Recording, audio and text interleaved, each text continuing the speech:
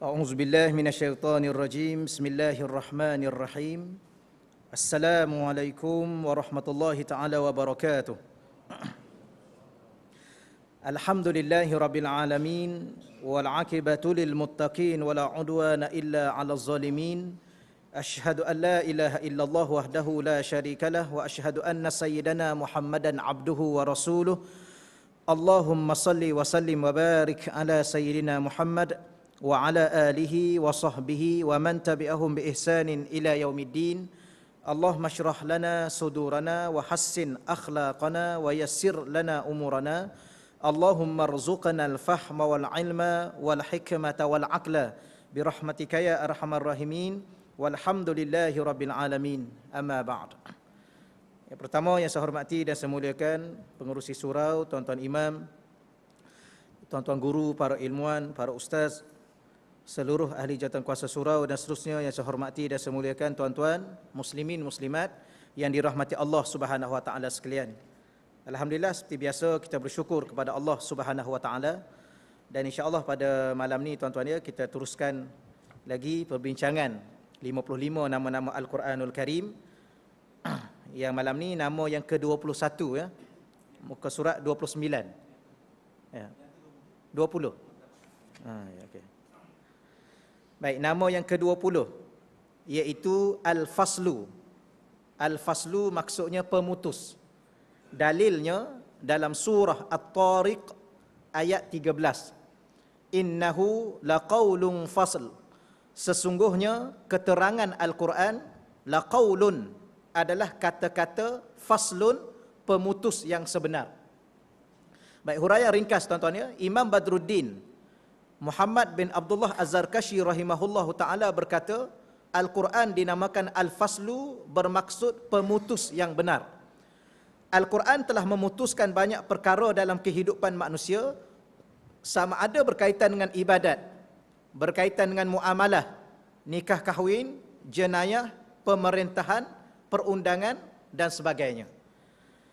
Al-Quran telah memutuskan semua perkara tersebut dengan menyatakan hukum dan peraturan yang dinamakan wajib, sunat, haram, makruh dan harus. Baik tuan-tuan ya, jelas kita kata tak perlu kita hurai ya panjang lebar bahawa kehidupan saya, kehidupan tuan-tuan, ada kehidupan yang Allah bagi peluang kepada kita untuk kita putuskan kehidupan itu. Ya, kita boleh buat pilihan, kita boleh buat keputusan. Tetapi kita kena ingat bahawa kita ada sebuah kitab Al-Quran dan matlamat salah satunya, tujuan salah satunya Al-Quran itu diturunkan untuk membuat beberapa keputusan ya, yang pada pandangan Allahnya manusia tidak mampu membuat keputusan dalam perkara-perkara tersebut. Antaranya Islam telah memutuskan persoalannya dalam soal ibadat. Sembahyang 5 waktu Al-Quran memutuskan wajib. Banyaklah perkara-perkara ada yang Quran putuskan perkara itu sunat.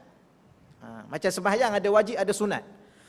Boleh tuan-tuan ya? Cuma soalnya saya dengan tuan-tuan nak kena lihat, nak kena perhatikan, adakah selama ini kita duk buat keputusan itu sama dan bertepatan dengan keputusan yang telah Allah tentukan dalam Quran.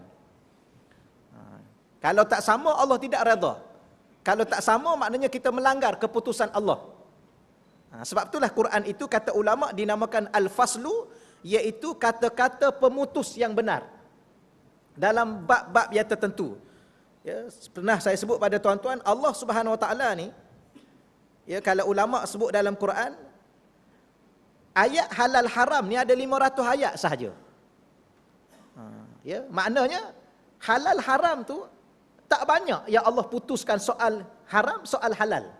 Ada 500 ayat daripada 6,000 ayat tersebut, 6,000 lebih tu. Selebihnya Allah bagi peluang kepada saya, kepada tuan-tuan, kepada keluarga kita, masyarakat kita, pemimpin kita, kita katakan boleh buat keputusan. Tapi jangan cuba campur tangan dalam keputusan yang telah Allah putuskan. Itu kita nak bagi tahu. Cuma kalau kita sebut lagi lah, hakim lah ya, dalam masyarakat kita hari ini, orang yang dilantik sebagai hakim, hakim ni dia ada hak. Ya, dia ada, orang panggil apa tuan-tuan ya? kuasa untuk membuat satu-satu keputusan. Cuma kita nak ingatkan yang tadilah. Ya, kalau benda yang Allah tak putuskan, mungkin itu Allah serah kepada kita. Tetapi kalau apa benda yang Allah telah putuskan, yang tu jangan kita cabar keputusan Allah. Boleh ya? Sebab Quran ni adalah al-faslu, keputusan. Kita baca sikit lagi lah tuan-tuan ya. Segala keputusan Al-Quran adalah benar dan mesti dipatuhi demi kesejahteraan kehidupan manusia. Ya, segala keputusan Quran adalah benar, maka sesiapa yang buat keputusan selain daripada keputusan yang telah diputus oleh Quran adalah tidak benar. Dalam bab mencuri, Quran telah putuskan dengan qada-qada sekian, potong tangan. Dalam bab minum arak, Allah telah putuskan dengan sebab tertentu disabit kesalahan, rotan, 40 rotan. Zaman Saidina Umar 80 rotan. Maka kalau kita sekarang ni sebagai penguasa, ya, kata kita sekarang ni sebagai seorang hakim, kita tangkap ya orang yang minum arak, kemudian bawa ke mahkamah, mahkamah buat keputusan macam mana? Maknanya kalau mahkamah buat keputusan sekadar denda, keputusan itu tidak benar. Kerana keputusan Al-Quran itu adalah benar, keputusan selain daripada Quran itu adalah keputusan yang tidak benar. Boleh ya? Kau nak cakap apa lagi? Kadang-kadang tak tahulah nak urai macam mana lagi tuan-tuan. Tapi tuan-tuan kat sini alhamdulillah dah cepat faham. Ya. Kau ada lagi yang lambat faham?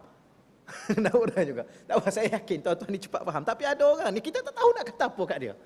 Ya, keputusan maknanya selama ini semua keputusan yang dibuat melanggar keputusan Allah yang telah diputus di dalam Quran, semua keputusan itu tidak benar. Apa makna benar dalam bahasa Arab? Perkataan benar al-haqq. Lawan al-haq al-batil. Makna seluruh keputusan yang ada adalah keputusan yang batil. Kemudian pula bukan setakat keputusan itu batil, keputusan itu dalam masa yang sama mencabar Allah Subhanahu wa taala. Maknanya beraninya manusia ni dia cabar Allah setelah Allah buat keputusan. Nak kata apa kat dia? Inilah istilah dia, berani lawan Allah. Kau nak tunggu macam mana nak kata lawan? Nak tunggu macam mana? Kalau dah lawan Allah, balik akhirat nak masuk syurga siapa? Syurga Allah. Tapi lawan Allah nak masuk syurga Allah. Ya, buat muka tak malu. Allah akan humban manusia itu dalam neraka. Sebab tu kalau tuan-tuan lah boleh jadi di kalangan tuan-tuan, boleh jadi di kalangan saudara mara kita yang pernah jadi hakim, yang pernah mencabar keputusan Allah, yang telah menukar keputusan Allah kepada keputusan lain mengikut kepandaian sendiri, harap-harap dengan tempoh masa yang ada ni taubat ajalah. Harap-harap Allah terima. Ya, Allah terima. Kalau Allah tak terima, wallahu alam, kita pun tak tahulah, serah pada Allah.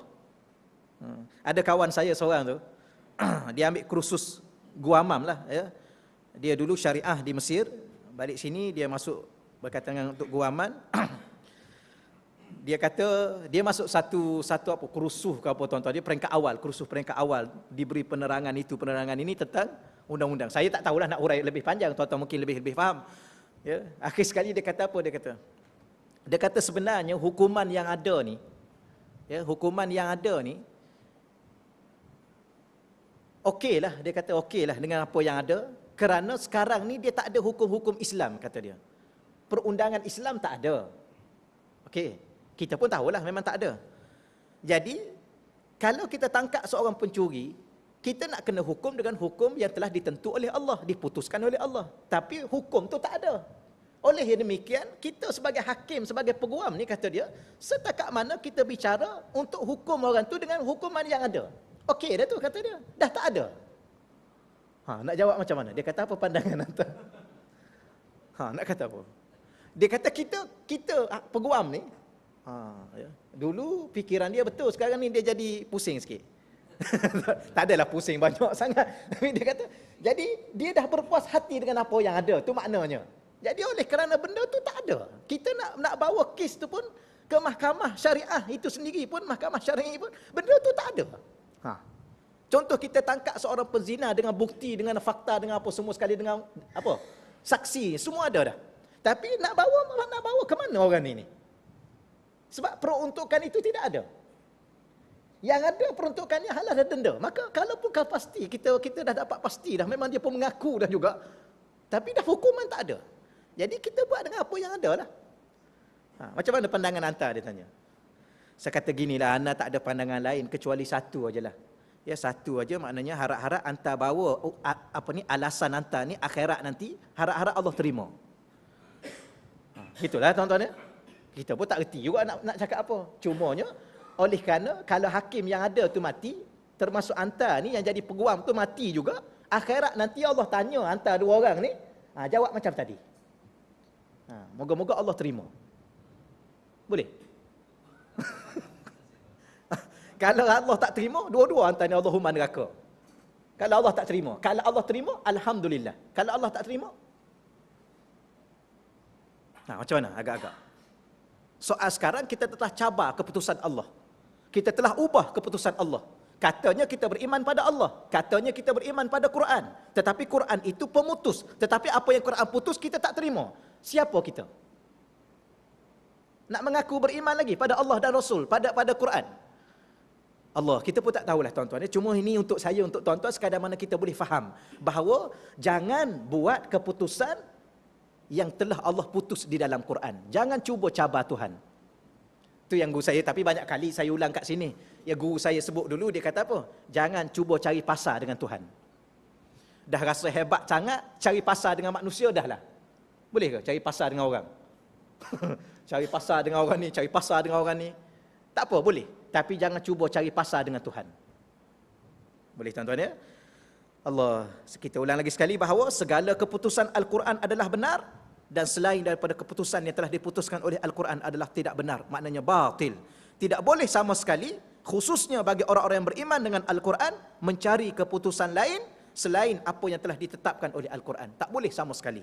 Baik, di antara keputusan yang telah ditetapkan oleh Allah dalam Al-Quran ialah tidak menyembah Tuhan selain Allah dan berbuat baik kepada kedua ibu bapa. Dalam buku ni tuan-tuan, saya bawa dua contoh ayat. Kalau tuan-tuan nak baca Quran, biasanya keputusan Allah itu dia letak perkataan qada. Ya, qada, fi'il madhi. Ya, qaf dot alif maksurah. Ya, qada. Yang kita kata qadi tu daripada perkataan ni lah. Ya, tuan-tuan pun tahulah ya, mengaji bahasa Arab. Ya, qada, baik.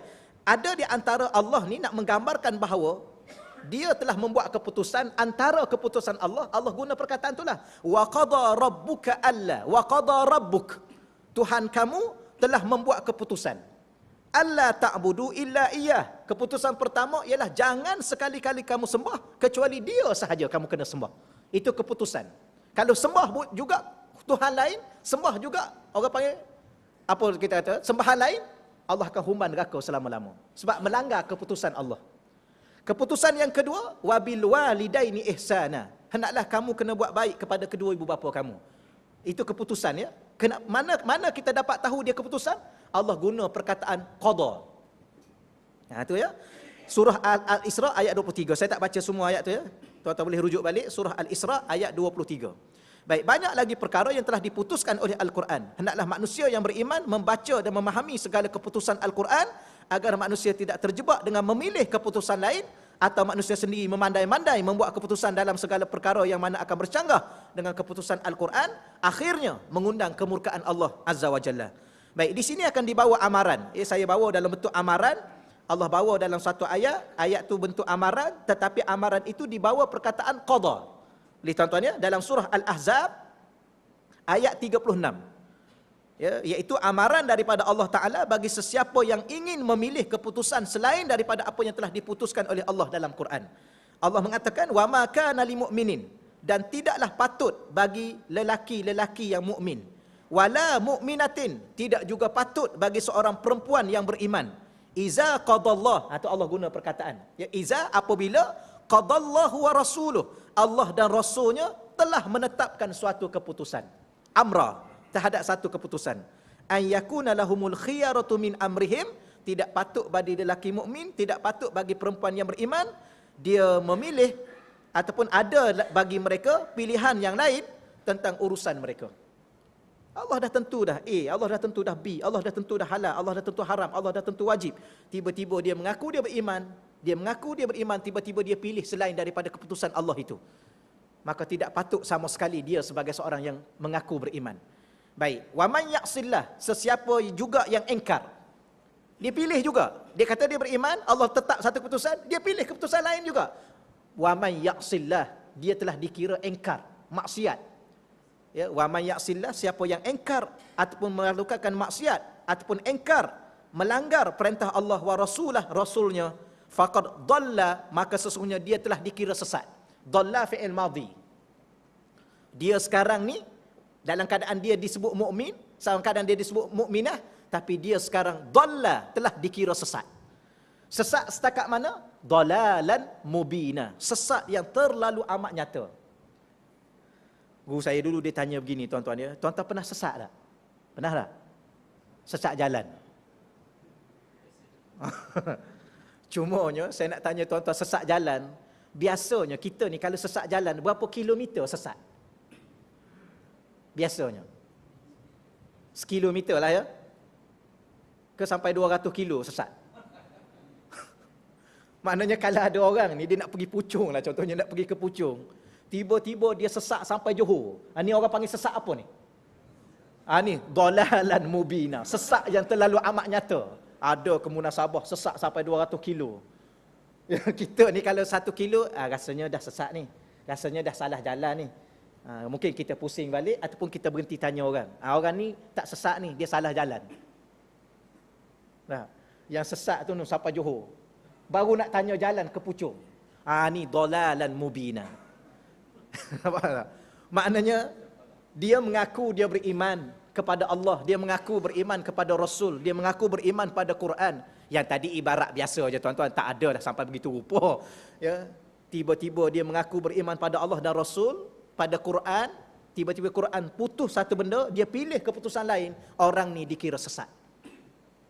Kalau hakim tu sesat. Kalau pemerintah tu sedang sesat. Kalau manusia biasa itu dia sedang sesat. Kalau dia mati ketika itu, dia mati dalam kesesatan. Dia tak akan jumpa syurga selama-lama sebab dia sesat. Bukan sesat biasa, sesat yang terlalu jauh. Allah wa'iyyazubillah, ya, kita minta berlindung. Banyak dah tuan-tuan buat keputusan setakat ni, tolong semak balik keputusan tuan-tuan tu betul tak? Tuan-tuan nak beli rumah, tuan-tuan buat keputusan pinjam dengan loan riba. Tuan-tuan nak beli rumah, okeylah, keputusannya baguslah, beli rumah tak okeylah. Tapi tuan-tuan buat keputusan loan dia dipinjam dengan bank riba. Macam mana tuan-tuan nak jawab akhirat nanti? Sedangkan Allah kata riba ni fa'zanu biharbin minallah. Ya, Allah isytihar perang dengan orang tadi kalau dia terlibat juga dengan riba. Maknanya selama mana dia duduk rumah tu daripada loan riba, selama itulah Allah isytihar perang dengan dia. Macam mana tuan-tuan? Dia panggil apa? Loan balik tu dia panggil apa? Refinance balik dah. Tapi nak habis dah bayar dah ustaz. Nak buat macam mana ni? Sudah. Yang itulah, pandai-pandailah jawab akhirat nanti. Tak ada, tu kaedah mudah. Kaedah mudah ustaz. Macam mana ustaz? Saya pun tak tahu jugalah. Dia pandai-pandailah jawab akhirat. Allahu Rabbi. Allah, tak tahulah. Cuma dulu pernah saya pernah sebut di sini, saya ulang lagi sekali. Dulu kita masa di Mesir dulu, kita buat satu program dengan seorang doktor, profesor, pensyarah Azhar, dan dia pakar ekonomi. Masa tu saya masih ingat lagi, kita ni tanya soalan. Dia kata, doktor, kita ni balik Malaysia, jarang di kalangan kita yang boleh beli rumah cash. Tak ada lah. Ada, tapi jarang lah. Jadi kami ni terpaksa balik, kadang-kadang kami terpaksa minta buat loan lah, nak beli rumah, nak beli kereta. Kadang-kadang bank Islam tu susah, tak cukup syarat. Macam ustaz-ustaz, memang payah cukup syarat. Pendakwah bebas. Cuma sekarang mudah sikit sebab bebas berdakwah. Dulu pendakwah bebas, sekarang bebas berdakwah. Okey sikit tak? Mudah sikit sekarang ni. Jadi macam mana? Maka dia jawab macam ni ketika itu. Yang ni yang kita rasa kalau dengan jawapan ini, oleh kerana dia pakar ekonomi Islam, kita pun rasa lega. Ya? Masa itulah, tapi masa tu kita pun tak beli kereta, tak beli apa lagi. Mungkin tuan-tuan yang dah terlibat tu. Ya, mana masa dulu mana ada bank Islam masa tuan-tuan beli dulu? Ke dah ada dah? Kalau ada pergi pilih juga, memang sajalah cari pasal. Dah. Baik. Dia kata apa? Dia kata ginilah.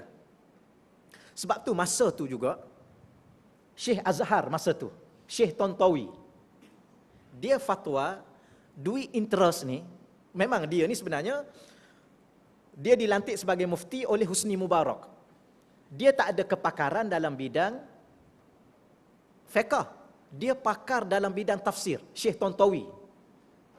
Jadi oleh kerana mungkin dia rapat dengan Husni Mubarak, maka Husni Mubarak lantik dia jadi mufti. Tapi dia bukan calang-calang juga dari segi ilmu dia. Maka dia fatwa, duit interest tu halal. Cuma ulama' lain tak setujulah. Jadi perdebatan. Tapi dah dia fatwa, dia mufti, dia fatwa halal. Satu. Nampak tak? Yang kedua, kita buat munaqasyah, kita buat perbincangan dengan doktor tadi yang pakar ekonomi. Saya tak ingat dah, lupa dah nama dia. Lebih kurang 10 tahun lalu lah tuan-tuan. Dia kata gini, kalau kamu nak buat loan di bank riba ni, kamu beli rumah dengan kadar, kita kata kadar keperluan kamu.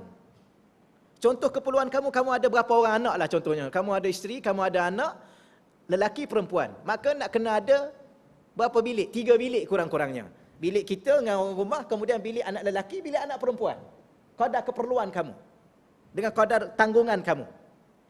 Maka kalau kamu buat loan di bank riba pun, kerana kamu tak ada apa. Itu keperluan, tuan-tuan ya. Ya sebenarnya benda-benda keperluan ni, kerajaan nak kena ambil kira. Nak kena selesaikan keperluan umat Islam. Rumah, kenderaan. Adakah kerajaan nak biarkan ya, dalam nak mendapat keperluan ini sehingga kita terpaksa riba? Kita cari hidup kadar keperluan untuk sebuah rumah, takkan nak menyewa sampai mati. Untuk sebuah kenderaan, nak pergi kerja dan sebagainya, tuan-tuan nak balik kampung, keperluan. Maka dia kata ketika itu kamu tidak dikira salah kerana kamu nak memenuhi keperluan kamu. Itu jawapan dia lah, rasa lega sikit lah. Ya ke? Tapi dulu masa tu kalau tak ada sistem yang lain, bank Islam tak ada, bank rakyat tak ada, bank muamalah tak ada yang kita kata sekarang ni, ya Hong Leong Islamic Bank pun tak ada. Nampak tak? Contohlah ini tak ada. Ketika tu dia kata boleh. 10 tahun lalu lah dia kata. Tapi kiasanya 10 tahun lalu dah ada kita bank Islam ya. Tapi kalau ada, nak tak nak kita kena usaha sekadar mana termampu. Kita risau keputusan yang kita buat itu hanya kadar memenuhi keperluan hidup, tetapi kita terlibat dengan riba, sesuatu yang diputus oleh Allah dan Rasulnya adalah haram. Bukan setakat haram, Allah dan Rasul isytihar perang dengan kita. Kita nak lari ke mana akhirat nanti? Tu yang kalau kita buat kiasan, kalau berperang dengan malaikat, okey lagi. Okey ke? Berperang dengan malaikat, okey, boleh minta tolong Allah. Tapi kalau berperang dengan Allah tu sendiri, nak minta tolong siapa? Inilah bahayanya riba. Tapi berapa ramai orang sekarang, berapa ramai orang sistem ekonomi yang ada hari ini, berapa banyak mereka melanggar keputusan dan mencabar keputusan Allah. Sebab itulah pemakan riba ni akhirat nanti, bila mana dia dibangkit, dihalau kepada mahsyar, perut dia diriwayatkan sebesar rumah. Perut dia, sebab dia makan riba. Dia nak bawa macam mana perut dia nak bawa kepada mahsyar? Sebesar rumah. Ya wa'yazubillah. Okeylah ya.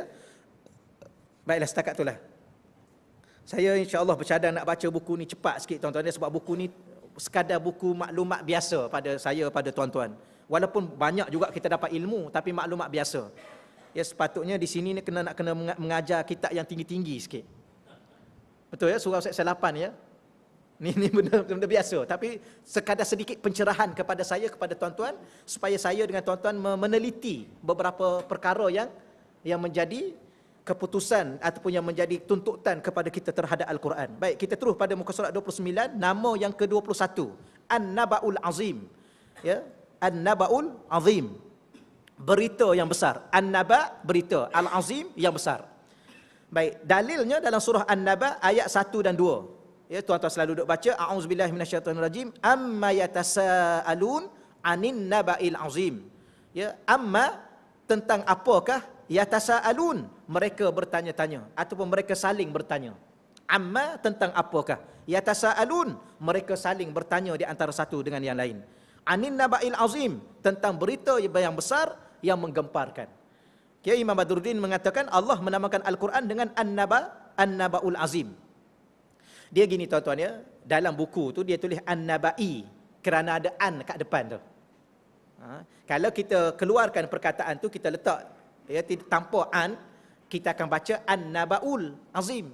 Tapi di situ Anin Naba'i. Dia baca baris bawah. Kenapa baca baris bawah? Sebab depan tu ada an. Okay, an tu ialah harful jar. Cerita sikit-sikit tentang Al-Quran, tuan-tuan, tentang keadaan-keadaan Al-Quran. Baik, maka Imam Badruddin mengatakan Allah menamakan Al-Quran dengan An-Naba'il Azim. Maksudnya berita yang besar. Al-Quran telah membawa berita yang besar atau berita yang menggemparkan umat manusia khususnya pada awal penurunan Al-Quran. Banyak berita-berita yang menggemparkan manusia dalam Al-Quran. Cuma yang paling menarik perhatian manusia khususnya di kalangan yang tidak beriman ialah berita tentang hari kebangkitan manusia di akhirat. Manusia akan dihidupkan semula untuk menerima balasan terhadap segala perbuatan mereka di dunia. Boleh tuan-tuan ya? Yang itulah dinamakan Al-Quran ini, dinamakan An-Naba' Al-Azim, berita yang besar, yang menggemparkan, kerana pada masa tu manusia tak terfikir. Orang-orang kafir musyrik ni, dan kafir-kafir lain pun tuan-tuan sekalian, dia tak terfikir bahawa kalau dia mati, jasad dia hancur, tulang dia hancur, tiba-tiba bangkit kembali di soal siasat, dihukum. Ni memang orang panggil apa, tak terlintas dalam pemikiran dia, tak ada dalam hati dan jiwa dia. Tiba-tiba Quran turun cerita pasal manusia akan dihidupkan kembali. Ni memang cukup menggemparkan. Kita tak apalah sebab pernah dengar. Ya, kita kalau tak pernah dengar, yang kita duk fikir dengan akal kita, apa yang adanya tuan-tuan? Tubuh jasad kita hancur, tulang kita hancur. Apa lagi yang boleh bangkit kembali? Dahlah bangkit pula, disoal pula semua sekali. Kemudian ada pula balasan. Mustahil. Tiba-tiba Quran datang cerita benda yang mustahil ini, memang cukup menggemparkan. Maknanya saya sendiri dan tuan-tuan sendiri pun bila mana dengar ayat-ayat begini, perlu rasa satu kegerunan dan perlu rasa isu ni isu yang besar dalam kehidupan kita manusia, dunia dan akhirat. Orang ni tuan-tuan ya, kalau dia yakin dengan yang ni ajalah. Ya, ayat apa surah An-Naba ayat 1 dengan 2 cukup je. Ya, bahawa dia akan dibangkit akhirat. Dia nak berjudi lagi ke? Dia nak zalim lagi ke? Ke dia nak buat apa lagi? Agak-agaklah dia nak buat apa lagi? nak menipu lagi? Sampai sekarang tak berhenti-henti lagi ni? Ke nak tipu lagi? Nak khianat lagi? Allah tak adalah tuan-tuan ya. Kalau dia yakin, betul yakin, wallahu alam mungkin tak ada. Ataupun mungkin yakin tu tak sampai tahap. Ya, yakin dia ada maqam ataupun dia ada martabat yakin. Ya, jadi harap-harap Allah ya anugerahkan ataupun rezekikan kepada kita seketul hati yang cukup yakin bahawa saya, tuan-tuan, anak cucu kita nanti akan dibangkitkan kembali. Sebab tu ilmu tauhid. Ilmu tauhid ni kita bahas satu tajuk 10 perkara yang tak akan hancur. Ya. Salah satunya di diri manusia ataupun pada diri manusia ada satu benda yang tak hancur. Yang namanya ajbuz zanab. Ya, ajbuz zanabi. Ajbuz zanab ni ialah tulang kecil yang dalam tulang sulbi itu dia ada lagi tulang kecil yang besar dia besar biji sawi. Kita pun tak tahulah tuan-tuan ya. Dalam diri kita ni apa benda. Kita banyak benda. Saya pun, kita baca, ingat tak kita baca dulu. Saya dengan tuan-tuan ni banyak benda yang belum kita tahu tentang diri kita. Banyak. Cuma kita belajar ilmu, salah satunya diri kita, badan kita hancur. Darah daging semua hancur. Tulang-tulang hancur. Cuma ada satu benda yang namanya duduk di tulang sulbi. Ya, tulang sulbi itu pun akan hancur, kata ulama. Cuma ada satu benda dalam tu, nama dia ajbuz zanab. Tulang kecil. Yang kecil tu besarnya biji sawi saja, kecil itu. Daripada situlah dia jadi benih untuk bangkitkan manusia kembali. Tapi ini kita kata hukum dari segi tauhid. Sama juga syurga neraka. Syurga neraka ni dia tak hancur. Ya. Ada seorang tu jawab. Syurga neraka ni hancur tak masa kiamat? Ada orang jawab, hancurlah. Sebab kiamat kan hancur semua. Habis kalau hancur, kita balik akhirat nak masuk ke mana? Dia kata Allah kan kun fayakun. Allah boleh cipta. Jangan tuan-tuan ya. Yang ni memang dia tak mengaji tauhid. Ya, dia ada 10 benda yang Allah tak akan hancurkan. Ya, dia Allah. Salah satu syurga dan neraka, salah satunya yang tadilah tulang kecil yang namanya ajbuz zanab tadi. Wallahu a'lam. Ya. Kalau kita hukum dalil akal, dia panggil dalil akal. Dalil akal ni guru kita duk sebut dulu. Kereta yang belum ada dengan kereta yang dah ada. Cuma kereta yang dah ada tu dia mati aja. Mana lebih mudah nak hidupkan? kereta yang tak ada. Tak ada kereta lagi. Nak cipta sebuah kereta, mana lebih mudah? Dengan kereta tu dah ada, cuma dia enjin dia je mati. Mana lebih mudah nak hidupkan? Tu hukum akal, katanya akal.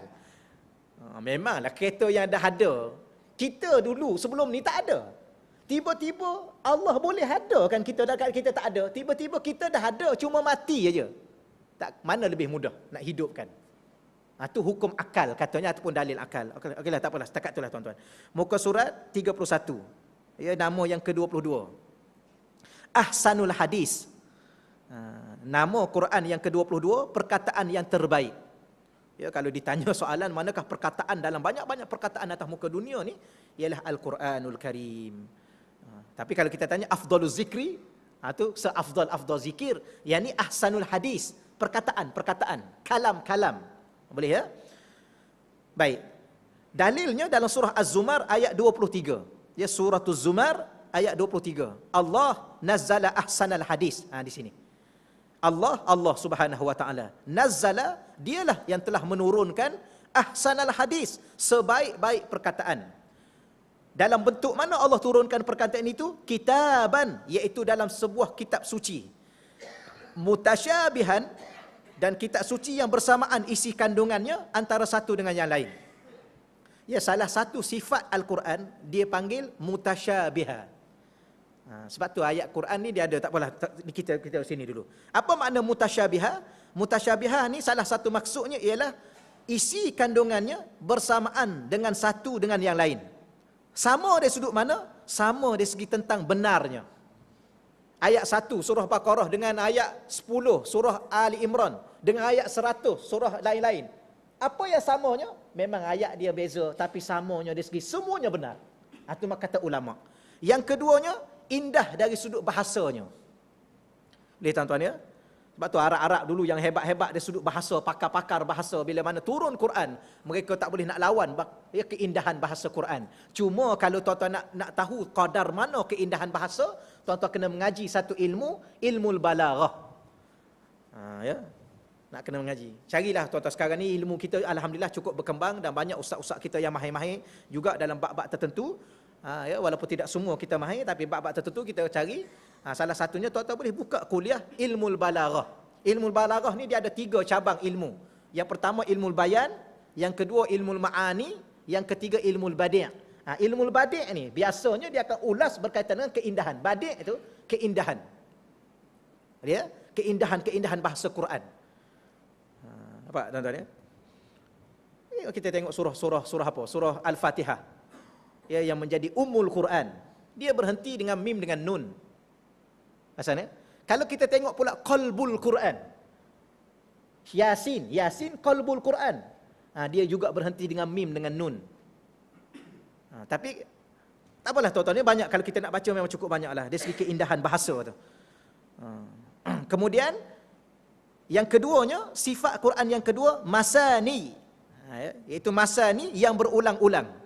Berulang-ulang keterangannya dan dengan berbagai cara. Ya, ayat puasa ada dalam ni, ayat haji ada dalam ni, ada juga dalam ayat lain tapi dalam bentuk yang berbeza. Ayat zakat ada dalam dengan ayat berbeza. Saya cerita reka-reka tuan-tuan ya. Baik, taqsyairu minhu juludul ladzina yakhshawna rabbahum. Yang oleh kerana mendengarnya atau membacanya, kulit badan orang-orang yang takut kepada Tuhan mereka menjadi seram. Ni tuan-tuan ya. Pernah tak tuan-tuan baca Quran ataupun pernah tak tuan-tuan dengar orang baca Quran kemudian berdiri bulu roma tuan-tuan, seram. Tuan-tuan pernah rasa seram tak? Mudah-mudah aja nak rasa. Tuan-tuan pergi ke kubur pukul 2 pagi. InsyaAllah dia akan berdiri sikit bulu roma tu. Tu seram. Takut, bukan takut, seram. Tak takut dah? Kau takut juga? Macam mana boleh takut pada orang mati? Itu yang guru saya dulu semua. Kita ni pelik sikit tuan-tuan. Termasuk saya lah barangkali. Kita pergi ke kubur, kita takut. Takut apa? Orang dalam kubur tu semua dah mati lah. Yang kita kena takut, pergi Tesco. Kenapa? Kat Tesco semua orang hidup. Yang hidup ni lah yang menjadi masalah. Yang mati tak ada apa dah. Ke macam mana? Ke takut juga? Saya tak takut ustaz, seram tu ada lah. Seram tu dia berdiri bulu roma. Baik. Dia ada bab lain, rupa-rupanya bab berdiri bulu roma ataupun dengan bahasa lain seram ni ialah apabila kita dalam hati kita, kalau kita nak tahu dalam hati tu cukup tak keimanan kita kepada Allah, bila mana kita dengar orang baca Quran, kita sendiri baca Quran, dia jadi seram. Dia berdiri bulu roma kita. Orang ini ada tanda kegerunan dalam diri dia kepada Allah. Kan kita baca surah Al-Anfal ayat 2 tu. Kalau tuan-tuan nak tahu, saya ni cukup tak keimanan, sempurna tak keimanan, benar tak keimanan, maka Allah kata innamal mu'minun, sesungguhnya hanyalah orang-orang mukmin itu. Siapa mereka? Iza zukirallah, apabila disebut nama Allah, wajilat qulubuhum, gementar hati dia. Ini orang mukmin. Faham ya? Ada satu cerita sahabat Nabi dalam kitab Riyadhus Salihin, Imam Nawawi rahimahullahu taala. Ya, kitab tu dia sebut seorang sahabat Nabi Al-Irbad bin Sariyah. Ya, Irbad, nama dia Al-Irbad bin Sariyah. Dia kata wa'azana Rasulullah. Satu hari Rasulullah menasihati kepada kami. Nasihat tersebut mau'izatan balighatan, nasihat yang cukup memberi kesan, yang cukup baligh, cukup sempurna nasihat itu. Sehingga wajilat minhal qulub, gementar daripada sebab nasihat tadi, gementar hati-hati kami. Daripada ayat ni ulama kata, kenapa sahabat Nabi dengar Nabi bagi nasihat gementar? Kerana dalam diri dia cukup sempurna iman dia. Jadi harap-harap Allah rezekikan pada saya, pada tuan-tuan seketul hati yang cukup sempurna iman dia, sehingga kita dengar orang baca Quran atau kita sendiri baca Quran, dia panggil apa? Taqsyairu, seram, gerun diri kita kepada Allah, ya. Ada sahabat-sahabat Nabi dulu, tuan-tuan, ulama-ulama dulu dengar ayat-ayat Quran yang tertentu pengsan. Ya, macam Saidina Umar. Saidina Umar pernah satu kali, saya tak ingat ayat tu, dia baca, dia bangun malam, ya, dia bangun malam, dia sembahyang, dia ulang satu ayat sampai pengsan dia. Allah, ya. Kita tak tahulah, kita alhamdulillah kurang-kurangnya Allah jagilah sedikit rasa menangis.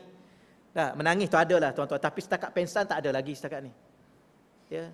Orang gerun pada Allah ni sampai pengsan. Itu macam mana tuan-tuan, ya? Tak tahulah. Sebab tu tauhid ni tuan-tuan nak kena mengajar, atau ada ulama-ulama hurai, dia ada dua bentuk tauhid ni. Ya, satu dia panggil tauhid nazari, tauhid yang dibahas. Ya, bukan tauhid tu dibahagi, tidak sekali-kali. Ya, tauhid yang dibahas dari sudut nazar. Nazar ni iaitu dari segi ilmiah, secara ilmu. Dia merujuk kepada apa? Dia merujuk kepada akal. Kita ni ada akal, kita ada hati.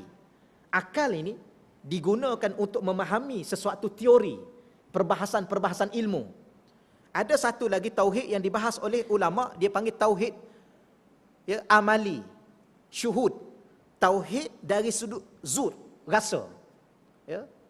Yang tu ulama duk bahas. Moga-moga kalau kita ada kesempatan masuk, kita belajar tuan-tuan, ya, bagaimana merasai keagungan Tuhan, bagaimana merasai kegerunan kepada Tuhan.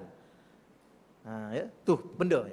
Kita tahu Allah ada, kita tahu Allah berkuasa. Kita tahu Allah ni kuasa dia takat mana? Kuasa dia setakat Al-Jabbar. Siapa Allah? Al-Jabbar. Apa makna Al-Jabbar? Tuhan yang maha berkuasa sampai mampu memaksa kita. Lepas tu kalau saya tanya tuan-tuan dan puan-puan, siapa nak mati sukarela? Sukarela nak mati? Tak ada orang nak mati sukarela. Setakat ni banyaknya kena paksa tak? Ke ada suka? Tak ada sukarela. Mana ada sukarela? Tu ustaz yang gantung. Yang tu terpaksa dah tu. Yang gantung diri tu. Apa ya? Allah, keagungan dia, kehebatan dia, ialah dia mampu memaksa kita. Kita nak, kita tak nak, kita suka, kita tak suka, kita setuju, kita tak setuju. Allah tak peduli pada kita kalau dia nak paksa kita mati. Hari ni dia boleh paksa, malam ni dia boleh paksa. Nampak tuan-tuan, ya? Tapi masalahnya tahu tak? Tahu. Abi rasa tak? Rasa. Mana bukti, mana masanya? Salah satunya, masa baca Quran tu, jumpa ayat neraka, ada rasa apa? Jumpa ayat Allah cerita pasal keagungan Tuhan. Walillahil wahidil qahhar. Allah ni al-qahhar. Al-qahhar ni maknanya yang berkuasa, dan kuasa dia boleh menyeksa manusia dengan begitu bengis. Sebab tu kadang-kadang tuan-tuan kita belajar sedikit bahasa Arab untuk mengembalikan kepada perkataan asal. Ya. Allah ni Jabbar. Apa makna Jabbar? Jabbar ni daripada perkataan Jabura. Jabura ni paksa. Jabbar yang maha pemaksa. Gitu. Qahhar, Qahar ni ialah yang bengis. Qahar. Ya, bengis. Sebab tu setakat ni dalam sejarah penyiksaan manusia tidak mampu menandingi Allah yang menyiksa manusia daripada manusia menyiksa manusia. Manusia ni dia seksa manusia, dia rantai manusia. Dia rantai kat leher, dia rantai kat tangan, dia rantai kat kaki. Tu aja paling hebat. Habis sekali dia pukul sampai mati. Tu aja. Allah ni dia seksa manusia. Macam mana dia rantai? Dia rantai manusia daripada mulut keluar ikut punggung. Itu cara Allah rantai. Ya, dia rantai tu ni dah duduk dalam neraka. Dirantai pula dalam neraka dalam bentuk mana? Dimasukkan rantai dalam mulut, keluar ikut punggung dia. Itu cara Allah rantai. Nak lari. Ini benda-benda beginilah tuan-tuan, moga-moganya dengan sebab kita baca Quran, taqsya'irru minhu juludul ladzina yakhshawna rabbahum. Cuma saya nak hurai sedikit lagi tambahannya. Baik, dalam bahasa Arab dia ada dua perkataan takut. Satu al-khauf, al-khaufu takut. Satu lagi al-khasyah. Kalau saya dengan tuan-tuan baca Quran, untuk menyebabkan kita baca tu menyebabkan berdiri bulu roma kita, kena ada dalam hati saya, dalam hati tuan-tuan takut pada tahap khasyah. Apa beza al-khauf? Al-khauf ni ialah takut pada azab Allah. Al-khasyah ni takut kepada Allah. Dia lain. Ya, takut pada azab lain, takut pada Allah lain. Ya, takut pada, sebab tu ulama inna apa ni? Apa ayat ulama tu? Innama yakhsyallaha min ibadihil ulama. Ulama, Allah kata innama yakhsyallah. Allah tak guna khauf. Allah tak kata innama yakhafullah. Al ulama tak. Allah kata innama yakhsha. Tu beza dia. Kerana ulama ni dalam diri dia bukan takut pada azab Allah, dia takut pada Allah. Dia lain. Sebab tu tuan-tuan jangan takut pada neraka. Neraka ni makhluk macam kita juga. Makhluk ni tidak boleh memberi mudarat, tidak boleh beri manfaat. Yang mudarat dan manfaat adalah Allah. Sebab tu yang kita kena takut bukan kepada neraka, yang kita kena takut pada Allah. Takut pada Allah ni nama dia khasyah. Takut pada azab Allah nama dia al-khauf. Tapi dua-dua tu perlu pada diri kita. Ya. Azab Allah tak takut. Saya neraka-neraka ni biasa je Ustaz. Sebab tu ada orang tak apa buat. Dosa-dosa saya tanggung. Kan ingat dulu. Tu yang tutup masjid tuan-tuan tu dah. Tak ingat dah. Tu kalau orang nasihat kat dia, tak apa, dosa saya tanggung. Kunci aja. Dosa saya tanggung. Roboh aja masjid tu. Dosa saya tanggung. Ingat dulu. Dulu. Dua penggai yang dulu. Allah, dia ingat main-main. Apa tuan-tuan dia? Tu saya kata, Allah dia rantai manusia daripada mulut keluar ikut punggung. Dan satu lagi dia rantai dengan syaitan. Boleh bayang ke? Rantai dengan syaitan. Tengok satu rantai kita dengan syaitan. Wa iyazubillah, ya, minta jauh dengan Allah Subhanahu Wa Taala. Kemudian satu, yang kedua, summa talinu juluduhum wa qulubuhum ila zikrillah. Ya, kemudian kulit badan mereka menjadi lembut. Talin yang kita lin tu lembut. Summa talinu juluduhum. Kemudian orang yang takut pada Allah tadi bila mana dia baca Quran, seram kulit dia, kemudian kulit badan dia menjadi lembut. Wa qulubuhum ila zikrillah, serta tenang tenteram hati mereka menerima ajaran dan rahmat Allah. Ni puan-puan, saya nak ingat pada puan-puan ya, yang ni terapi kulit kalau nak lembut. Ni. Baca Quran, syarat masa baca Quran dalam hati ada gerun kepada keagungan Tuhan. Insya-Allah puan-puan tak payah tampal fair and lovely. Ya? Dia akan jadi lembut. Ni terapi kulit lembut. Boleh ya? Tuan-tuan tak nak kulit lembut? Tu kulit halus. Lembut. Allahu Rabbi ya. La haula wala quwwata illa billah. Gitulah tuan-tuan. Baik, kemudian zalika hudallah yahdi bihi man yasha. Kitab suci itu adalah hidayah petunjuk Allah. Yahdi bihi man yasha. Ya Allah memberi hidayah petunjuk dengan Al-Quran itu kepada sesiapa yang dia kehendaki. Wa man yudlilillah, sesiapa yang disesatkan oleh Allah. Apa maksudnya disesatkan oleh Allah? Disebabkan pilihan yang salah yang dia buat. Ayat tu tadi. Siapa yang disesatkan oleh Allah, fama lahu min had, tidak ada sesiapa pun yang dapat memberi hidayah, petunjuk kepadanya lagi. Apa makna disesatkan oleh Allah? Ulama kata jangan salah faham ayat ni. Allah tak zalim, Allah Ar-Rahman, Allah Ar-Rahim. Habis kenapa ayat ni pada zahir maksudnya sesiapa disesatkan oleh Allah? Maksudnya dia pilih sendiri nak sesat. Macam tadilah, Allah dah buat keputusan, dia buat keputusan lain. Memang dia pilih nak sesat. Maka Allah bagi dia sesat, dah dia nak.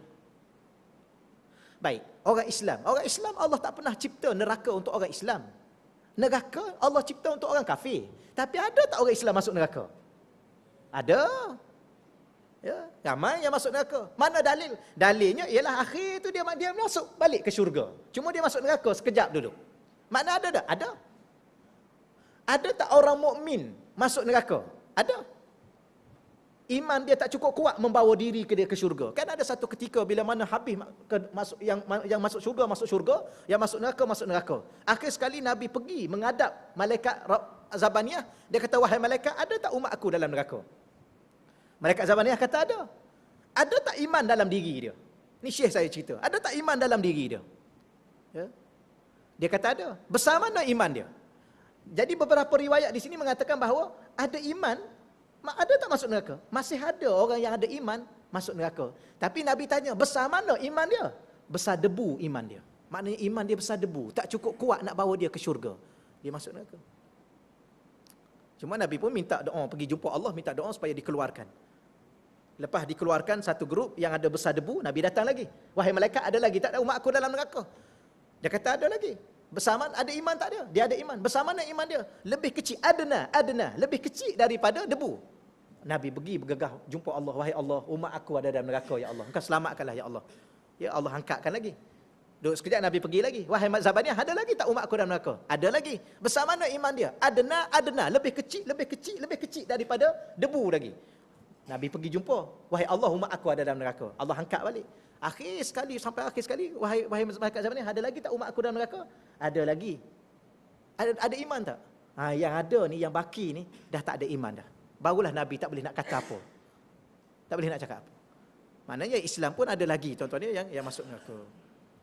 Baik, kenapa dia Islam? Sedangkan Allah kata neraka ni uiddat lil kafirin. Kan fattaqun nar, hendaklah kamu takut pada neraka. Apa neraka ni? Neraka ni tempat keseksaan manusia, waquduhan nas wal hijarah. Tapi uiddat lil kafirin. Neraka ni telah siap sedia. Dah ada. Dia guna fi'il madhi. Uiddat. Fi'il madhi pula dia ubah baris untuk tambah imbuhan di. Ya, telah siap disediakan. Lil kafirin, kepada orang kafir. Habis kenapa yang muslim masuk neraka juga? Sebab dia pilih nak masuk neraka. Sebabnya tu yang kita cerita pilih-pilih tadi tu. Ya, pilih benda lain. Allah kata maka nali mukminin, tidak patut bagi lelaki mukmin wala mukminatin. Ya, perempuan mukmin, iza qadallah, apabila Allah dah buat keputusan amran terhadap satu benda, ayyakula lahumul khiyarah. Khiyar tu kan pilih, khiyar. Tiba-tiba dia pilih yang lain. Apa? Ni siapa-siapa ni yang pernah pilih yang lain ni? Tuan-tuan jangan. Ya, jangan salah pilih. Tu yang sedih tengok pergi Kuantan, pergi ke Maman tu, salah pilih lah tu. Tak ada lah tu, tak kena mengena. Ustaz ni tambah banyak sangat. Betul tuan-tuan, ya Allah. Ya. Saya baru ni sempat pergi, Ustaz Dasuki dah banyak kali, Ustaz Dasuki pergi Samak Cina, Ustaz Razali pergi. Saya pergi sekali aja baru ni. Ya, pergi sekali, kemudian ada masalah sikit, kemudian bawa balik tu, nak apa, saya parking highlight kat madrasah saya tu.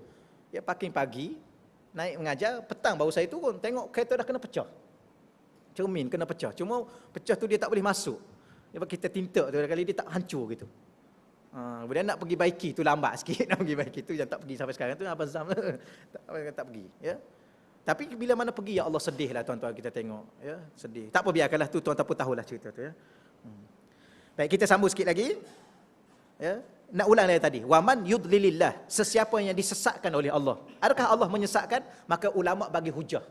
Kalau Allah nak sesatkan manusia, kenapa Allah hantar Nabi? Allah tak pernah nak sesatkan manusia. Kalau Allah nak sesatkan, Allah tak hantar Nabi awal-awal. Kalau Allah nak sesatkan manusia, Allah tak turunkan Quran awal-awal.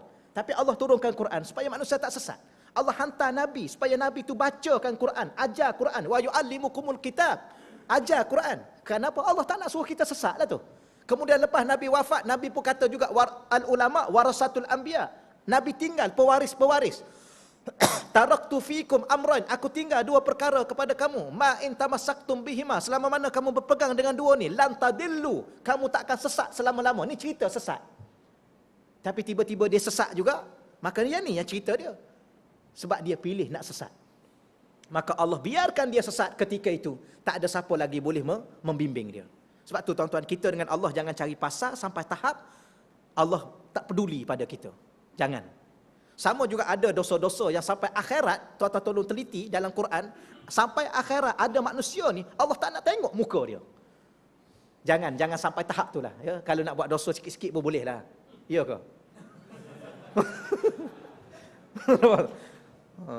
Ya ke tu? Jangan tuan-tuan ya. Dia kena pandai mengaji ni. Ada ustaz dia buat kiasan yang tak betul. jangan ikut. Cuma nak bagi tahunya kalau nak buat juga. Kalau nak buat tu yang Ibrahim bin Adham kata, ya, seorang lelaki jumpa dengan dia, banyak kali saya ulang, cuma nak dia guna bahasa. Ya. Wahai Ibrahim bin Adham, aku ni dah tenggelam dalam dosa. Boleh tak kamu bagi nasihat? Maka Ibrahim bin Adham kata bahasa, iza aratta an ta'sillah. Kalau kamu rasa nak buat maksiat pada Allah. Ada rasa? Ada rasa tak nak buat maksiat? Kalau rasa. Macam saya tanya tuan-tuan ada rasa tak nak buat dosa? Ada tak rasa nak buat dosa? Ada? Ada orang jawab, saya tak ada ustaz. Rasa nak mengumpat ada? Rasa nak mengumpat ada. Nak buat dosa lah tu. Rasa nak mengata ada? Ada jarang-jarang. Nak buat dosa lah tu. Tapi kalau kita tanya, ada tak? Sama juga, tapi dia guna bahasa iza aratta an ta'sillah. Kalau kamu timbul perasaan rasa nak buat maksiat pada Allah, fala ta'kul min rizqillah. Jangan kamu makan rezeki Allah. Itu cara dia. Jangan makan rezeki Allah. Kemudian buat aja. Lelaki itu tadi tuan-tuan, walaupun dia pergi tanya, rupa-rupanya dia pun alim juga. Dia kata, bila mana Ibrahim bin Adham tu kata macam tu, dia kata, subhanallah, hal al-arzaku kulluha lillah. Tidakkah semua rezeki itu milik Allah? Dia tanya Nabi Ibrahim tu pula. Ya, bila mana Ibrahim kata, kalau kamu rasa nak buat maksiat pada Allah, fala ta'kul, jangan sekali-kali kamu makan rizkillah, rezeki Allah. Dia kata, subhanallah, hal al-arzaku kulluha lillah. Tidakkah semua rezeki itu adalah daripada Allah? Dia bertanya pula soalan tu. Kalau kamu tahu rezeki itu daripada Allah, kenapa nak buat maksiat pada Allah setelah makan rezeki Allah? Tak malu?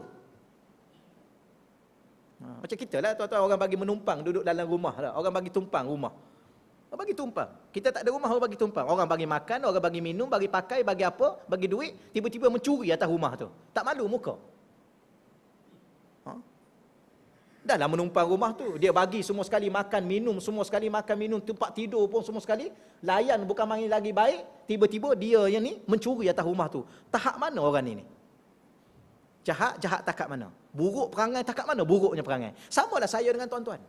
Makan rezeki Allah, duduk bumi Allah, bernyawa dengan udara Allah, tiba-tiba maksiat pada Allah. Buruk perangai kita takat mana? Buruk perangai. Tak sedar.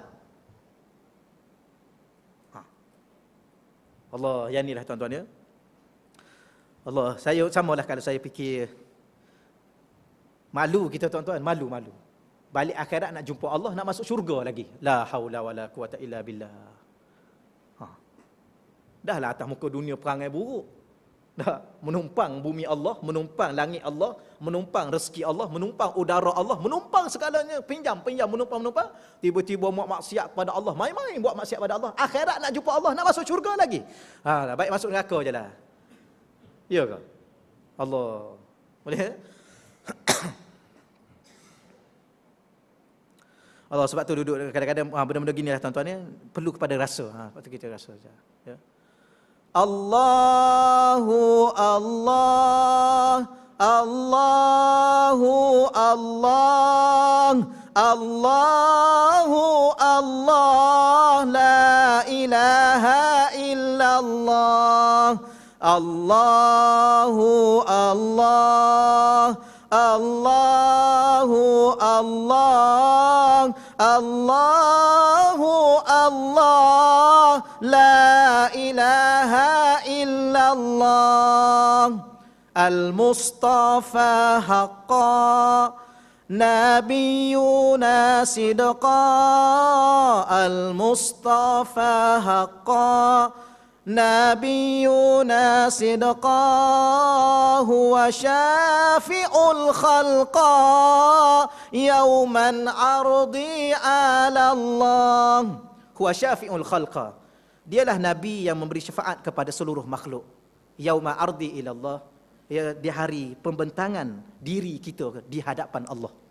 Satu hari nanti kita akan dibentang diri kita, perbuatan, perkataan, segala-galanya depan Allah. Ketika itu hanya Nabi aja tuan-tuan yang boleh bagi syafaat, yang boleh bantu kita. Ini yang perlu kita rasa, ya. Allahu Rabbi. Malu tuan-tuan Allah. Ya, malu kita depan Allah. Dengan apa yang ada ni nak bawa balik, nak minta syurga. Kalau tak minta syurga, balik Allahumma neraka. Tu ajalah. Tapi nak minta syurga, duk mengumpat hari-hari sampai sekarang tak berhenti. Nak minta syurga sampai sekarang umur 70, surau pun tak nampak lagi. Tak nampak lagi kat surau, umur 70 dah. Umur 80 dah. Orang solat jemaah ramai-ramai, dia duk bersembang kedai-kedai mamak makan roti canai. Tak malu dia balik akhirat nak masuk syurga. Umur 70 tuan-tuan duk pakai seluar pendek lagi. Ya Allah, tak malu. Umur 70 duk dedah aurat lagi. Kala rambut lagi, dedah aurat. Nak masuk syurga akhirat. Sebab tu ada dalam kitab Ayyuhal Walad. Umur 40 aja Ayyuhal Walad. Karangan Al-Imam Al-Ghazali. Tuan-tuan, Ayyuhal Walad ni satu kitab kecil. Kalau tuan-tuan boleh beli baca kat rumah pada saya, pada tuan-tuan baca, pada anak-anak tuan-tuan. Ya, saya pun baca. Ya. Hadis pertama yang dibawa oleh Al-Imam Al-Ghazali rahimahullah dalam kitab tu. Siapa-siapa kata Nabi yang umur dia dah 40 tapi pahala dia belum mengatasi dosa dia, maknanya dosa dia lebih banyak daripada pahala dia, sedangkan dia dah umur 40, Nabi kata bersiap sedia untuk bawa diri ke neraka. Umur 40. Allah, nanti tuan-tuan boleh pergi ke kedai, tuan-tuan boleh beli Ayyuhal Walad. Ya, karangan seorang ulama besar Imam Ghazali rahimahullahu taala. Buku tu risalah kecil yang dia jawab. Ya, dia jawab pertanyaan-pertanyaan anak murid dia. Anak murid dia ni tuan-tuan belajar dengan dia dah khatam semua sekali dah. Balik ke kampung, rasa perlu lagi nasihat seorang guru. Tiba-tiba dia pun hantarlah surat pada guru dia, tanya beberapa nasihat, minta nasihat lagi. Maka Imam Ghazali bagi nasihat-nasihat ringkas dalam Ayyuhal Walad.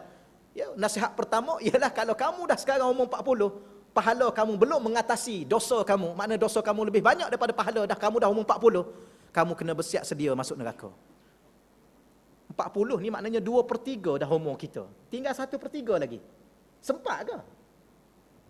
Ni yang umur 40 sekarang ni, sempat ke dia seminggu lagi? Cuba bagi jaminan. Yang umur 40 kita tanya pun tak boleh bagi jaminan. Yang tuan-tuan umur 70 ni, tuan-tuan nak jamin seminggu lagi? Yang umur 40 pun tak boleh nak jamin seminggu lagi. Yang tuan-tuan dah 70, 80 nak jamin seminggu lagi? Kalau seminggu ni, dalam tempoh seminggu ni pun tuan-tuan duk minum teh tarik, sembang-sembang sampai sembahyang pun tak jaga. Contohnya lah, kita kata surau orang azan begitu kuat pun tak datang juga. Nak masuk syurga akhirat nanti. Nak minta syurga. Oh tuan-tuan, cukup tak malu lah orang ni. Ya, moga-moga saya, moga-moga tuan-tuan dia Allah bagi sifat malu untuk bertemu dengan Allah akhirat nanti insya-Allah. Ya, malulah kita pada Allah. Allah, samalah tuan-tuan kita. Saya pun samalah saya kadang-kadang malah baca Quran, malah. Nak masuk syurga tapi malah baca Quran. Nak masuk syurga. Ingat banyak ke pahala yang ada tu? Tapi nak masuk syurga. Baca Quran malah. La haula wala quwwata illa billah. Sedangkan kata Nabi, afdalu ibadati ummati, afdalu ibadati ummati. Maksudnya di sini ialah seafdal ibadah sunat umatku. Seafdal ibadah sunat umatku tilawatul Quran. Baca Quran. Baca Quran. Kerana apa? Seafdal dari sudut mana setengah kata ulama, dia ada hadis tu panjang lagi. Antara salah satunya, baca Quran ni antara cara paling banyak dan paling mudah nak dapat banyak pahala. Satu huruf tuan-tuan, 10. Satu huruf. 10 tu kata Sayyidina Ali karramallahu wajhah, antara pakar Al-Quran di kalangan sahabat Nabi. Sayyidina Ali ni salah seorang daripada pakar Al-Quran di kalangan sahabat Nabi. Ya. Dah Nabi iktiraf dia pintu kepada gedung ilmu Nabi. Akhir sekali Sayyidina Ali hurai dalam sebuah kitab, ya, kitab An-Nasaih Diniyah, karangan Imam Habib Abdul Haddad. Dia kata 10 ni orang baca Quran yang tak ada wudu. Tu 10. Ya. Yang baca Quran ada wudu, satu huruf 25. Kata Sayyidina Ali. Baik, yang baca Quran satu huruf 25 tu yang ada wudu, tapi dia bukan dalam sembahyang. Tapi kalau dia baca Quran ada wudu, dia sembahyang. Cuma dia sembahyang sambil duduk. Dia kata, solat sunat boleh duduk. Kalau kita penat apa, solat wajib pun kalau itu boleh duduk. Ya, contoh kita sembahyang sunat duha, kita duduk. Satu huruf kita baca dalam sembahyang tadi 50. Tapi Sayyidina Ali kata, siapa yang baca Quran ada wudu tengah sembahyang sambil berdiri itu, satu huruf 100 pahala. Lepas tu ulama pesan, tuan-tuan tolong buat sekali. Saya pesan pada saya, ingatkan pada saya, pada tuan-tuan, sekali dalam seumur hidup, tuan-tuan tolong khatam Quran sambil berdiri dalam sembahyang. Tak kira duha ke, tahajud lagi lah, nilai dia besar. Ya, biar khatam Quran dalam tahajud atau dalam solat sunat duha atau sunat-sunat yang lain, sekali seumur hidup, tuan-tuan khatam dalam sambil berdiri. Ya. Angkat takbir, kita tak hafal Quran, tuan-tuan, samalah kita tak hafal. Yang hafal Al-Fatihah pun hafal sikit. Tak hafal Quran. Tuan-tuan, ya, rehal kan, dah ada rehal. Letak rehal, beli rehal besar tuan-tuan sekalian, tak ada apa dah. Tuan-tuan dah pencen dah, ya. Ke ada nak bisnes apa lagi? Kalau kita yang tak pencen, okey lagi dah. Ya ke okey lagi? Tadi dah cakap dah. Letak rehal, tuan-tuan buka. Saya dulu, masa dulu tuan-tuan, Habib Omar. Masa di Yaman dulu Habib Omar. Habib Omar dia buat lepas asar. Lepas zuhur. Lepas zuhur ada seorang anak murid dia tahu dah. Lepas Habib Omar sembahyang zuhur, ya, kita wirid semua sekali, doa semua sekali, dia pun pergi ambil reha tinggi tu, letak Quran, buka. Dia dah tanda dah buka. Maka dia Allah angkat tabir, dia baca. Habib Omar ni hafiz Quran. Betul. Bukan kita kata tak hafiz Quran, tapi dia ada beberapa kaedah, kata ulama. Kita buka Quran, kita pun angkat takbir, kita baca. Ya. Cuma pergerakan, kita fahamlah pergerakan. Jangan lebih 3 kali secara berturut-turut. Ya, ni mengaji fiqh semua sekali. Ya, jangan pula tu tak mau dah batal. Ya, buka Quran, berhenti sekejap, kemudian bawa balik tangan kita ke sini. Baca lagi. Rupa-rupanya dia pahala dia berbeza. Pahala berdiri satu huruf 100, pahala tengok Quran. Dia lain. Tengok kalimah Quran. Dia lain pahala dia. Maka tuan-tuan buatlah sepanjang umur tuan-tuan, buat sekali seumur hidup, kata ulama. Tuan-tuan akan lihat betapa banyak Allah sediakan pahala.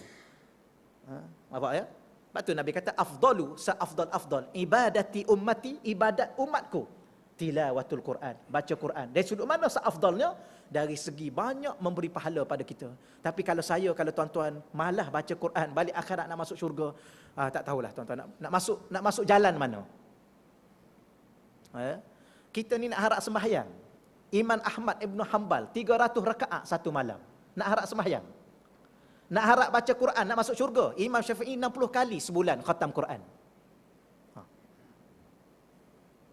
Nak harap dengan Quran. Tuan-tuan setakat ni lah, cuba tuan-tuan fikir sekejap. Setakat ni lah, tuan-tuan nak masuk syurga dengan jalan mana? Dengan pintu mana? Sembahyang sunat banyak? Baca Quran banyak? Ke sedekah banyak? Sedekah banyak. Sayyidina Omar, separuh harta dia sedekah. Sayyidina Abu Bakar, semua harta dia sedekah. Kita nak kata kita banyak? Tuan-tuan rasa tuan-tuan zikir banyak? Tak, zikir banyak. Saya nak masuk syurga Ustaz melalui zikir saya banyak. Tuan-tuan ingat banyak zikir. Sayyidina Abu Hurairah sebelum tidur, ni yang sebelum tidur, yang lagilah yang tak tidur tu. Yang sebelum tidur 2000 subhanallah sebelum dia tidur. Kita nak kata kita nak masuk syurga dengan zikir banyak? Apatah lagi 40 tahun sebelum kita pencing sebelum ni, banyak kita rugikan masa. Yang adanya, yang baru datang masjid, datang suraunya, akhir-akhir ni, baru 10 tahun akhir ni, 5 tahun akhir ni. Nak masuk syurga dengan 5 tahun ni. Sedangkan 50 tahun entah ke mana diri kita. Habislah tuan-tuan, kalau kita bercakap macam ni, habislah. Inna lillahi wa inna ilaihi raji'un. Saya dengan tuan-tuan habislah. Ni puan-puan nak masuk syurga. Allah. Sebab tu ulama pusing sikit kaedah. Tuan-tuan tinggalkan syurga tu ke tepi, neraka ke tepi, tuan-tuan fokus pada Allah. Ya Allah, Syurga tu aku tak fikir dah. Tak fikir syurga, tak fikir neraka. Yang pastinya ya Allah, aku tak kisah kamu nak buat apa diri aku ya Allah. Yang pasti engkau ampun segala dosa aku ya Allah. Engkau redalah dengan aku ya Allah. Syurga neraka aku tak nak fikir. Total fokus pada Allah. Yang tu ya, tu ulama-ulama baru itu. Fokus pada Allah. Tidak ada inna salati wa nusuki wa mahyaya wa mamati lillah. Allah. Buat satu benda Allah. Syurga tu tak tahu dah. Sebab tu kalau kita tanya balik nak syurga, kita tanya balik soalan tadi, seorang pun tak boleh nak jawab. Kalau tuan-tuan nak syurga, tanya soalan tadi. Nak masuk syurga dengan apa? Sembahyang tarawih 20 rakaat nak masuk syurga. Tu balik awal pada imam. Nak masuk syurga. Dia ingat dia lebih penat pada imam. Nak masuk, Allah habis dah tuan-tuan, habis. Sebab tu Imam Ghazali akhir sekali, tutup dulu lah sini tuan-tuan ya. Akhir sekali Imam Ghazali dalam kitab dia Bidayatul Hidayah. Tuan-tuan boleh beli, kitab boleh baca. Kitab Bidayatul Hidayah ni tajuk dia apa? Permulaan jalan hidayah. Tuan-tuan nak berjalan, tuan-tuan kena berjalan di atas hidayah. Ulaika ala hudan mir rabbihim. Mereka itu adalah orang-orang yang berada di atas hidayah Tuhan mereka. Perjalanan mereka di atas hidayah. Perjalanan dia ada permulaan. Kalau tuan-tuan beli buku Bidayatul Hidayah Imam Ghazali, buku tu membicarakan permulaan jalan hidayah. Bukan duk tengah-tengah, bukan duk akhir, permulaan. Kalau tuan-tuan beli baca buku tu, hidup tuan-tuan tidak sama dengan cerita dalam buku tu, tuan-tuan tak mula lagi berada di atas jalan hidayah. Tuan-tuan nak masuk syurga. Tapi dalam buku tu dia kata siapa yang sempat umur dia 60 tahun, dia tidur 6 hingga 8 jam satu hari, umur dia sempat 60. Kalau sempat 60, alhamdulillah tuan-tuan yang dah sempat 60. Saya dengan yang lain-lain ni, Allah tak tahulah, belum tentu umur 60. Ya, yang tuan-tuan dah 60, alhamdulillah. Tapi kalau yang sempat umur 60, yang tak sempat tak tahulah. Yang sempat dia tidur 6 hingga 8 jam satu hari, dia kena tolak umur tidur dia 20 tahun. Tinggal 40. 40 tahun ni, tuan-tuan, tolak 15 tahun, almost balik. Ya, balik tak kira. Sebelum balik dia tak kira. Tapi kita kenapa ambil 15? Kerana 15 ni memang ukuran balik. Ustaz saya balik awal sikit. Balik awal lagi banyak kena soal. Dia ingat untung balik awal barangkali.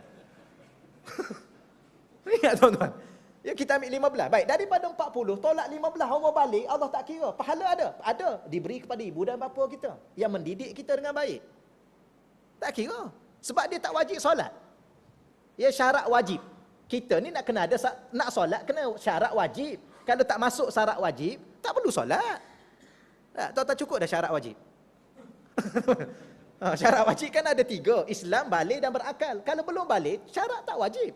Maka kalau tak wajib, sembahyang juga dapat pahala. Allah bagi pahala. Tetapi Allah bagi pahala, Allah tak bagi pada kita, bagi pada ibu dan bapa kita ni, kata ulama. Tolak 15 tinggal berapa? 25. Daripada 40 tolak 15. Tinggal 25 umur tuan-tuan. 25, tuan-tuan kerja dulu, masa muda dulu, kerja 8 jam satu hari. Sekarang baru pencen. Baru 5 tahun pencen. Nak tolak berapa tuan-tuan kerja dulu? Tolak 10 lagi. Tinggal 5. Tinggal 5 tahun umur tuan-tuan. Dia tolak waktu kerja tu. 10 tahun lagi. Kerana 8 jam satu hari kerja. Tinggal 5 tahun. 5 tahun ni tak kira lagi dengan masa makan. Tuan-tuan duduk kedai mamak, roti canai, cawan, teh tarik cawan sampai pukul 3 pagi. Cuba tuan-tuan kira berapa sebenarnya masa yang tuan-tuan betul-betul beribadah kepada Allah. Daripada umur 60. Maka Imam Ghazali kira-kira tinggal 5 lah dia kata. Tinggal 5 tahun. Daripada umur 60, 55 tak ada apa. Tinggal 5. Tuan-tuan nak masuk syurga dengan 5 tahun ni. Sedangkan 55 tahun lagi ataupun 50 tahun lagi, 55 tahun lagi, tak tahu entah ke mana umur kita. Dengan tidur kita 20 tahun. Sebab tu kita ni kalau sembahyang, timbang tidur dengan sembahyang, mana berat?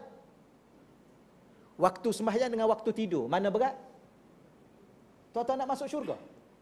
Timbang-timbang berat tidur dengan masa ibadah. Nak masuk syurga? Sudah tuan-tuan. Nak buat macam mana tuan-tuan? Sebab tu kalau patut tuan-tuan nak menangis, tuan-tuan menangis sekaranglah depan Allah. Di saat beberapa waktu yang Allah bagi pada tuan-tuan. Besok tu belum tentu. Kalau tuan-tuan nak menangis depan Allah malam ni, tuan-tuan kena menangis depan Allah. Besok belum tentu tuan-tuan ada. Kalau Allah bagi satu hari lagi pada tuan-tuan, alhamdulillah. Maka hari itulah tuan-tuan kena putuskan hidup tuan-tuan dengan Allah. Ya, buat keputusan dengan Allah. Kerana besok belum tentu tuan-tuan ada. Nampak ya? Wallahu alam. Setakat itulah tuan-tuan untuk saya, untuk tuan-tuan. Samalah saya dengan tuan-tuan dia. Samalah kita, Allah, kalau saya mati pun saya pun tak tahu apa nasib saya. Samalah kita ya. Moga-moga saya dengan tuan-tuan makin hari makin dekat dengan Allah, itu ajalah. Boleh ya, insya-Allah. Baik, cuma tuan-tuan ni, saya malam ni ada sahabat saya tu datang. Saya kadang-kadang segan nak bagi tahu ya, ada sahabat saya datang, Ustaz Faiz dengan orang rumah dia nak ke Mesir dalam 2-3 hari lagi. Dia berapa hari bulan ya, Ustaz Faiz? 14. Hari Isnin. Hari ni hari Sabtu. Hari Isnin ni. Dia nak ke Mesir dengan orang rumah dia. Perlu sedikit sumbangan lah tuan-tuan ya. Tu Faiz, Ustaz Faiz ada belakang tu. Mungkin dia datang dengan orang rumah dia malam ni. Ya. Dia patut pergi awal lagi, tapi orang rumah dia sakit orang ni. Orang rumah sakit. Kemudian perlu sedikit sumbangan lah pada tuan-tuan dia untuk dia mulakan balik baru ni lah, balik apa yang rusuhan baru ni. Dia balik cuma tak dapat pergi lagi. Ya, kerana beberapa perkara. Ya, orang rumah dia sakit. Kemudian dia akan pergi hari Isnin nanti. Dia ada belakang tu tuan dia tu. Jadi kalau ada sedikit sumbangan lah daripada tuan-tuan untuk diberikan. Ya, moga-moga sumbangan itu memanfaatkan untuk saya, untuk tuan-tuan, untuk kita semua, dunia dan akhirat kita insya-Allah. Baik, auzubillahi minasyaitonirrajim. Bismillahirrahmanirrahim. Wassalatu wassalamu ala asyrafil anbiya'i wa mursalin wa ala alihi wa sahbihi. Allahumma rzuqna fahman nabiyyin wa hifzal mursalin wa ilhamal malaikatil muqarrabin. Allahumma rzuqna futuhal arifin. Ya Fattahu ya Alim, ya Fattahu ya Alim, ya Fattahu ya Alim. Ya Allah, dalam rumahmu yang mulia ini ya Allah, di dalam majlis ilmu yang penuh dengan keberkatan ini ya Allah, kami merayu, kami memohon, kami berdoa kepadamu ya Allah. Engkau ampunkanlah dosa-dosa kami ya Allah. Engkau janganlah berkira sangat dengan kesilapan dan kecuaian kami ya Allah. Engkau redalah dengan kami ya Allah. Engkau layakkanlah kami untuk menjadi hamba-Mu dan umat Nabi-Mu ya Allah. Terimalah doa-doa kami ya Allah. Terimalah rayuan kami ya Allah. Janganlah Engkau azab kami dengan sebab dosa-dosa kami ya Allah. Jika Engkau azab kami hamba-Mu ya Allah. Sekiranya Kau ampunkan dosa-dosa kami ya Allah. Engkaulah Tuhan yang Maha Pengampun dan Maha Penyayang ya Allah. Rabbana atina fid dunya hasanah wa fil akhirati hasanatan wa qina adzabannar. Wa sallallahu ala sayyidina wa maulana Muhammad walhamdulillahi rabbil alamin. Taqabbalallahu minna wa minkum ya karim.